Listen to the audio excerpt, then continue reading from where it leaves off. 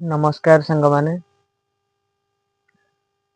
ମୁଁ ଆପଣଙ୍କୁ ଯେମିତି କାଲି କହିଥିଲି, କ୍ୟାନ୍ସର ପାଇଁ ସବୁଠୁ ବେଷ୍ଟ ମେଡିକାଲ ଆଉ ବେଷ୍ଟ ଡକ୍ଟର କୋଉଟାରେ ଅଛନ୍ତି ଆଉ ବେଷ୍ଟ ଟ୍ରିଟମେଣ୍ଟ କୋଉଠି ହୁଏ, କୋଉ ହସ୍ପିଟାଲ ହୁଏ, ସେଇ ବିଷୟରେ ମୁଁ କହିଥିଲି। ତ ଆଜି କହିବାକୁ ଚାହୁଁଛି କି ମୋର ଯୋଉ କ୍ୟାନ୍ସର ଡିଟେକ୍ଟ ହେଇଥିଲା ତା ତା ପଛର କାହାଣୀ ତ ଆପଣ ମାନଙ୍କୁ କହିବାକୁ ଚାହୁଁଛି। ଦେଖନ୍ତୁ ସାଙ୍ଗମାନେ, ମୋର ଜୁନ ମୋର ଜୁନ 24ରେ କ୍ୟାନ୍ସର ଡିଟେକ୍ଟ ହେଇଥିଲା। ସେ ଡିଟେକ୍ଟ ହେଲା ପରେ ଯେତେବେଳେ ସେ ଡକ୍ଟର ତ ମତେ କହିଲେନି, ତ ମୁଁ ଜାଣିଥିଲି, ମୁଁ ତ ଡାଉଟ କରୁଥିଲି। ତ ମତେ ତ କହିଲେନି, ମୋ ସ୍ତ୍ରୀ ଯେତେବେଳେ କହିଲେ କି ତମ ସ୍ୱାମୀର କ୍ୟାନ୍ସର ହେଇଛି, PCML କ୍ରୋନିକ ମାଇଲୋଡିଆ ଲିକୋମିଆ ବୋଲି ଗୋଟେ ରୋଗଟେ ହେଇଛି। ତ ଦେଖନ୍ତୁ ସାଙ୍ଗମାନେ, ମୋ ସ୍ତ୍ରୀ ହେଲା ଗୋଟେ ସରଳ ଲୋକ। ତାକୁ ବେଶୀ ପଢା ଲେଖା ବି ଜଣା ନାହିଁ।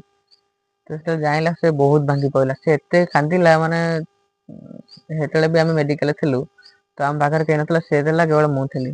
ତାକୁ ମୁଁ ଏକୁଟିଆ କେମିତି ସମ୍ଭାଳିବି ସେଇଟା ମୁଁ ଜାଣିପାରିଲି। ମାନେ ସେ ଏତେ ଜୋରରେ କାନ୍ଦିଲା, ଏତେ ଜୋରରେ ଅଧୈର୍ଯ୍ୟ ହେଇଗଲା, ସେଇଟା ମୁଁ ମାନେ ତାକୁ ନିଜେ ବି କଣ୍ଟ୍ରୋଲ କରିପାରିଲିନି। ମତେ ଯଦି ମୁଁ ସେଇ ଟାଇମରେ ମାନେ ଭାଙ୍ଗି ପଡିଥାନ୍ତି, ତ ତା ଅବସ୍ଥା କଣ ହେଇଥାନ୍ତା କୁହନ୍ତୁ। ତାକୁ କିଏ ବୁଝିଥାନ୍ତା। ତା ପଛରେ ବି ଆମର ଛୋଟ ଛୁଆଟେ ପୁଣି ଯାଇଥିଲା। ମୋ ପୁଅକୁ ଚାଲିଥାଏ, ମୋ ପୁଅକୁ ହୁଏତ ଏଇ ବର୍ଷେ 3 ମାସ ଚାଲୁଥିଲା। ଆସିକି ଛୋଟ ଛୁଆ, ତ ତାକୁ ମୁଁ ଦେଖିବି ନା ତାକୁ ଦେଖିବି କୁହନ୍ତୁ। ତ ସେଇ ଟାଇମରେ ମାନେ ଏତେ ଭାଙ୍ଗି ପଡିଲା, ଏତେ ଜୋରେ କାନ୍ଦିଲା, ମାନେ ଲୋକ ମାନେ ସେଇ ଦେଖୁନ ଆଚାର୍ଯ୍ୟ ଘରରେ କେତେ ଲୋକ, ସେମାନେ ସମସ୍ତେ ଲୋକ ଖାଲି ଆମକୁ ନଜର କରୁଥାନ୍ତି। ତ ସେଇ ଟାଇମରେ ମାନେ ଭାଙ୍ଗି ନ ପଡିକି ମୁଁ ତାକୁ ବୁଝେଇଲି। ଆଉ ମୁଁ କହିଲି ହଉ ଛାଡ, ଯାହା ହେଇଛି ହେଇଛି, କ୍ୟାନ୍ସର ତ ହେଇଛି, ଆଉ କଣ ଚିନ୍ତା କରୁଛୁ। ତାକୁ ମୋ ମନ ଭିତରେ ଦୁଃଖ ଥାଇକିନା ବି ତାକୁ ମୁଁ ବୁଝେଇଲି କି ତୁ କାନ୍ଦେନି, ଯାହା ହବ ହବ ଦେଖାଯିବ। କ୍ୟାନ୍ସର ହେଇଛି, ଟ୍ରିଟମେଣ୍ଟ ହବ ଆଉ କଣ। ଆଉ କ୍ୟାନ୍ସର ହେଇଥିଲେ କଣ ଆମେ ଟ୍ରିଟମେଣ୍ଟ ହେବାନି ନା କଣ ହବାନି। ଆଉ ଏମିତି ଭାଙ୍ଗି ପଇଲେ ହବ କି, ନିଜକୁ ଷ୍ଟ୍ରଙ୍ଗ କରିବାକୁ ପଡିବ ନା। ତାକୁ ମୁଁ ଏମିତି ବୁଝେଇଲି। ତା ପଛରେ ବି ଆମର ମାର୍କେଟରେ ଜଣେ ଭାଉଜ ଥିଲେ, ତାକୁ ସେ ବୁଝେଇଲେ, ତାଙ୍କୁ ବି କ୍ୟାନ୍ସର ହେଇଛି। ତାକୁ ସେ ବୁଝେଇଲା କୁ ତା ମନ ବଳ ଷ୍ଟ୍ରଙ୍ଗ ହେଲା। ସେ ବି ଭାବିଗଲା, ହଁ ଯାହା ଗୋଟେ ଝିଅକୁ ତ କ୍ୟାନ୍ସର ହେଇଛି, ସେ ମାନେ ମତେ ବୁଝଉଛି, ତ ମୁଁ କାଇଁ ଭାଙ୍ଗି ପଡିବି। ସେ ସେଠୁ ଜାଣିଲା ଯେ ମୁଁ ନିଜେ ଷ୍ଟ୍ରଙ୍ଗ ହେଲେ ମୋ ସ୍ୱାମୀ କି ମୁଁ ଭଲ କରିବି। ତ ମୋ ସ୍ତ୍ରୀ ମାନେ ସେଇ ଦିନଠୁ ଏତେ ଷ୍ଟ୍ରଙ୍ଗ ହେଇଗଲା କି ତା ଆଖିରେ ଆଉ ଲୁହ ନାହିଁ। ଛାଡ, ମୋ କଥା ମୁଁ କଣ କହିବି। ମୁଁ ଯଦି ଭାଙ୍ଗିଯିବି, ଏମାନେ ସମସ୍ତେ ଭାଙ୍ଗି ପଡିବେ। ତ ମୁଁ ଯଦି ଭାଙ୍ଗି ପଡିବି, ଦେଖନ୍ତୁ ମୋର ଗୋଟେ ମାନେ 1.5 ବର୍ଷର ପୁଅ କହିଲା ଭଳିଆ, ତ ତା କଥା କିଏ ବୁଝିବ। ତାକୁ ତ ନେଇ ଯାହା ହେଲେ ବଞ୍ଚିବାକୁ ପଡିବ ନା। ଆଉ ମୁଁ ଯଦି ଚାଲିଯିବି, ତାହେଲେ ଏ ଦୁନିଆରେ ବି ଚାଲିଯାଏ, ମୋ ଛୁଆର ଅବସ୍ଥା କଣ ହବ। ତ ମୋ ଛୁଆକୁ ମୁଁ ଚାହିଁକି ନା, ମୁଁ ନିଜେ ଏତେ ଷ୍ଟ୍ରଙ୍ଗ ହେଇଯାଇଛି, ତ ମତେ କିଏ କହିଲେ ବି ମତେ କିଛି ଫରକ ପଡିବନି ଆଉ ହେଲା। ଆମ ଘର ପାଖରେ ଜଣେ କହିଲେ କି, ଆଉ ତାକୁ ଏବେ କଣ ହେଲା ନା, ଏବେ ତ ଚାଲିଲାଣି ଡିସେମ୍ବର ମାସ ଚାଲୁଛି ଏବେ। ତ କଣ ହେଲା ନା, ସେ କହିଲେ ଆମର ଯୋଉ ଶୁଣନ୍ତୁ, ମାନେ ଏବେ ସେଇ କଥାଟା କହିବାଟା ଠିକ ହବନି, କାରଣ କହିଲେ ଭିଡିଓ ଲମ୍ବା ହେଇଯିବ। ସେଇଟା ମୁଁ କହିବି ମୋ ନେକ୍ସଟ ଭିଡିଓରେ। ତ ତା ପଛର କଣ ହେଲା ଶୁଣନ୍ତୁ।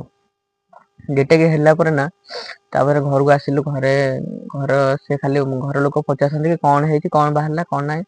ସେମାନେ ମାନେ ଘର ଲୋକ ବି ଜାଣିନାହାନ୍ତି କି ମତେ କ୍ୟାନ୍ସର ହେଇଛି। ସେ ମନେ ମନେ ଭାବୁଛନ୍ତି, ଡାଉଟ କରୁଛନ୍ତି, କଣ କହିଲେ, ମୋର ଯୋଉ ଅଲଟ୍ରାସାଉଣ୍ଡ ହେଲା ନା, ସେ ଭାବିଲେ କି ମୋର ଟ୍ୟୁମର, ପେଟରେ ବୋଧେ ଟ୍ୟୁମର ହେଇଯାଇଛି। ସେ ସେଇଗୁଟା ଭାବୁଥିଲେ। ତ ସେ ମାନେ ଯେତେବେଳେ ଜାଣିଲେ କି କ୍ୟାନ୍ସର ହେଇଛି, ଆମ ଘରେ ତ ମୋ ମା କେବଳ ଅଛି, ମୁଁ ତାକୁ କହିନଥିଲି। ଆଉ ମୋ ଭାଇ ଘରିକା, ମୋ ଭାଇ ଯୋଉ ଜାଣିଲେ ବି କିଛି ତାଙ୍କୁ ଫରକ ପଇଲାନି। ସେ ଆସିଲେନି କି କାନ୍ଦିଲେନି କି ଟିକେ ଦେଖିକି ଫୋନ କରି ଥରେ ପଚାରିଲେନି କି କେମିତି ଅଛ, କଣ ଅଛ, ସେମିତି ପଚାରିଲେନି। ତ ଛାଡ, ନିଜ ଭାଇ ତ ପଚାରିଲେନି ସେତେବେଳେ। ମୋ ଶ୍ୱଶୁର ଘର ଲୋକ ଯେତେବେଳେ ଜାଣିଲେ, ସେମାନେ ବହୁତ ଭାଙ୍ଗି ପଡିଲେ। ଦେଖନ୍ତୁ, ଆମ ବାହାଘରକୁ 2 ବର୍ଷ ହେଇଛି, ଯଦି ମୋର ଏମିତି ହେଲା, ମୋ ସ୍ତ୍ରୀର ଅବସ୍ଥା କଣ ହବ ନିଜେ କୁହନ୍ତୁ। ମୋ ସ୍ତ୍ରୀ ମାନେ ସେ ତାକୁ ବହୁତ କମ ବୟସରେ ମତେ ବାହାଘର କରିଥିଲେ। ମତେ ତ ଏବେ 27 ଚାଲିଲାଣି, ତାକୁ ଏଇ 20 ବର୍ଷ ହେଇଛି। ତ ତାକୁ କମ ବୟସରେ ବାହାଘର କରିଥିଲେ। ତ କଣ ହେଲା ନା, ତାଙ୍କ ଘର ଲୋକ ସେ ବହୁତ ଭାଙ୍ଗି ପଡିଲେ। ତାଙ୍କର ବି ଏମିତି ଫାଇନାସିଆଲି କଣ୍ଡିସନ ବହୁତ ଖରାପ। କି ଆମକୁ ସେ ସାହାଯ୍ୟ କରିପାରିବେ, ତାଙ୍କୁ ଆମେ ସାହାଯ୍ୟର କିଛି ଆଶା ବି ଆଉ କଣ କରିବୁ। ଏମିତି ତାଙ୍କୁ ଆମେ କଣ ଆଉ ଫାଇନାସିଆଲି କଣ୍ଡିସନ ମାନେ ସାହାଯ୍ୟ କଲେ, ସେ ମତେ ବହୁତ କଲେଣି। ତ ଏମିତି କଣ ହେଲା ନା, ଆମକୁ ଆମ ନା ତ ଆମ ଘରେ କିଏ ଅଛନ୍ତି ସେମିତି ସାହାଯ୍ୟ କଲା ବାଲା। ମୋ ବାପା ବି ନାହାନ୍ତି, ମୋ ବାପା ବି ଚାଲିଯାଇଛନ୍ତି। ଆଉ ଭାଇ ତ ଛାଡ କଣ ସେ ତ ପାଖକୁ ଆସୁନି, ସେ ସାହାଯ୍ୟ କଣ କରିବ? ଏ କଥା ହେଲା। ଆଉ କଣ କହିବି, କିଏ ସାହାଯ୍ୟ କରିବ? ତା ପଛରେ ଗୋଟିଏ ଲୋକ କେବଳ ସାହାଯ୍ୟ କଲା, 2 ଜଣ ଲୋକ, 2 ଜଣ ଲୋକ, 3 ଜଣ ଲୋକ ମତେ ସାହାଯ୍ୟ କରୁଛନ୍ତି ମୋ ଲାଇଫରେ। ଯଦି ହୁଏତ ମୁଁ ଆଜି ଭିଡିଓ କରୁଛି ତାଙ୍କ ପାଇଁ, ମୁଁ ଆଜି ବଞ୍ଚିଛି ତାଙ୍କ ପାଇଁ, ଆଉ ସେ ବଞ୍ଚିଥିବି ମଧ୍ୟ ତାଙ୍କ ପାଇଁ। ଜଣେ ହେଲା କି, ମୁଁ ଫାଷ୍ଟ ତ କହିବି ମୋ ମାଲିକ ଯିଏ, ସେ ମୋ ପାଇଁ ଭଗବାନ। ସେ ମୋ ମାନେ ରହିବା, ଖାଇବା, ମେଡିସିନ ପତ୍ର ଯାହା ବି ଖର୍ଚ୍ଚ ହେଲା ସେମାନେ ସବୁ ଦଉଛନ୍ତି। ଆଉ ଜଣେ ହେଲେ ମୋ ସାଙ୍ଗମାନେ। ତ ଫୋନ କଲେ ମାନେ ସାଙ୍ଗେ ସାଙ୍ଗେ ମୋ ପାଖକୁ ଆଉଛନ୍ତି କି ମତେ ମେଡିକାଲ ନେଇକି ଯାଉଛନ୍ତି, ସେମାନେ ହେଲେ ମୋ ସାଙ୍ଗମାନେ। ସେମାନେ ବି ବହୁତ ପଇସା ଖର୍ଚ୍ଚ କରୁଛନ୍ତି ମୋ ଥିରେ। ଆଉ ଜଣେ ଲୋକ ହେଲା ଯିଏ କି ମତେ ଟ୍ରିଟମେଣ୍ଟ କରୁଥିବା ଡକ୍ଟର ତ୍ରିବିକ୍ରମ ପଣ୍ଡା। ହୁଏତ ସେ ନଥିଲେ ମୁଁ ଆଜି ବଞ୍ଚି ନଥାନ୍ତି, କି ଏଇ ଜାଗାରେ ଠିଆ ବି ନଥାନ୍ତି। ତ ତା ପଛର ରହସ୍ୟ ଅଛି, ମୁଁ ବହୁତ କିଛି କଥା ଅଛି, ସେମାନେ ମତେ ଏତେ ସାହାଯ୍ୟ କରୁଛନ୍ତି ସେଇଟା ମୁଁ କହିବି ଆଗକୁ।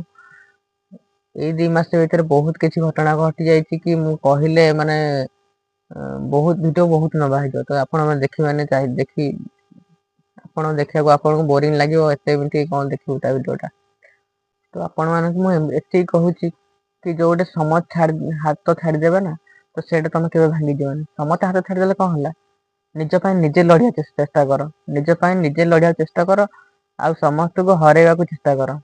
ଯେମିତି କିି ବାହାର ଲୋକ କଥା କିଛି ନ ଶୁଣିକି ନିଜକୁ ମନୋବଳ ଷ୍ଟ୍ରଙ୍ଗ କର। ଆଉ କେବେ ବି ସାଙ୍ଗମାନେ ଭାଙ୍ଗି ପଡନି କି ମତେ କ୍ୟାନସର ହେଇଛି ବୋଲି ହେଲା। କ୍ୟାନ୍ସର, ଥଣ୍ଡା କାଶ ସମସ୍ତେ ହେଇଛି, ସେଇଭଳିଆ ଗୋଟେ ରୋଗଟେ ହେଇଛି। ତ ଆମେ ସେଇଟା ନ ଭାଙ୍ଗି ପଡି ଆମେ ସେଇ କ୍ୟାନ୍ସର ସହିତ ଲଢିବା ସାଙ୍ଗମାନେ। ଆପଣ ମାନଙ୍କୁ ଯାହାକୁ ବି ହେଇଛି ମୁଁ କହୁଛି, ଆପଣ ମାନେ ଲଢିଆ ଶିଖ। ତ କ୍ୟାନସର କେମିତି ହରେଇବ ସେଇଟା ଦେଖ। ଆଉ ନିଜେ କେବେ ମନୋବଳକୁ ଭାଙ୍ଗି ଯାଅନି, କି ନିଜ ମନ ଭିତରୁ ଭାଙ୍ଗି ଯାଅନି। ସେ କ୍ୟାନସର ହେଇଛି, ମେଡିସିନ ଖାଇବା ଭଲ ହବ। ଆଉ ଏଥିପାଇଁ ଭାଙ୍ଗି ପଇଲେ ହବ କି କୁହନ୍ତୁ? ମୁଁ ସମସ୍ତଙ୍କୁ ଗୋଟେ କଥା କହୁଛି, ମୁଣ୍ଡିଆ ମାରିକି ବି କହୁଛି, କ୍ୟାନସର ସହ ଲଢନ୍ତୁ। ଆଉ ନିଜେ ବି ନିଜେ ମନୋବଳକୁ ଷ୍ଟ୍ରଙ୍ଗ କରନ୍ତୁ। ଯେପର୍ଯ୍ୟନ୍ତ ବଞ୍ଚିଥିବା ଆମେ କ୍ୟାନସର ଲଢିବା, କ୍ୟାନସର ହାରିବ। ସାମାନ୍ୟ ଜୀବନ ଆମର କିଛି ବି କରିପାରିବନି। ଆମେ ଯଦି ନିଜେ ଷ୍ଟ୍ରଙ୍ଗ ହେଇଯିବା, ମେଡିସିନ ପତ୍ର ସବୁ ଖାଇବା, ଡକ୍ଟରଙ୍କ କଥା ଅନୁଯାୟୀ ଆମେ କାମ କରିବା, ତ ଆମର କିଛି ବି ହବନି। ତ ଏତିକି କହୁଛି, ଦେଖାହବ ନେକ୍ସଟ ଭିଡିଓରେ। ରହିଲି, ନମସ୍କାର।